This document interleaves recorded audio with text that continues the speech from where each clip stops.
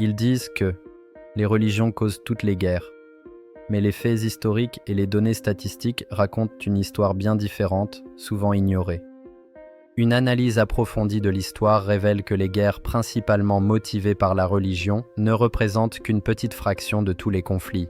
En fait, une étude encyclopédique de 1763 guerres répertoriées a montré qu'environ 7% d'entre elles seulement avaient des causes principalement religieuses. Ces guerres dites religieuses ont également causé proportionnellement moins de décès que les conflits menés pour d'autres raisons, comme le territoire ou l'économie. Le XXe siècle, par exemple, a été marqué par des régimes athées qui ont été responsables de certains des plus grands massacres de l'histoire humaine. Staline, Mao, Pol Pot.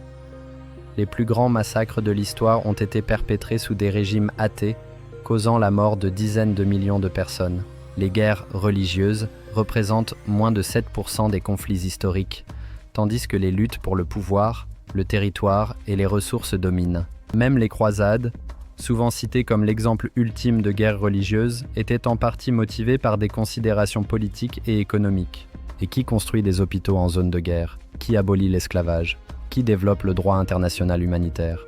Ce sont souvent des figures inspirées par la foi chrétienne, comme William Wilberforce, Henri Dunant et Mère Teresa, qui ont mené ces combats humanitaires. William Wilberforce a lutté pour l'abolition de l'esclavage, Henri Dunant a fondé la Croix-Rouge, et Mère Teresa a dédié sa vie aux plus démunis. Leurs actions, profondément enracinées dans leurs convictions religieuses, ont eu un impact positif immense sur l'humanité, démontrant le pouvoir de la foi pour le bien. Les religions ne causent pas les guerres, c'est l'orgueil humain, la soif de pouvoir et les intérêts matériels qui en sont les véritables moteurs. Et seul l'amour chrétien, avec ses principes de compassion et de sacrifice, offre la vraie paix et la réconciliation durable.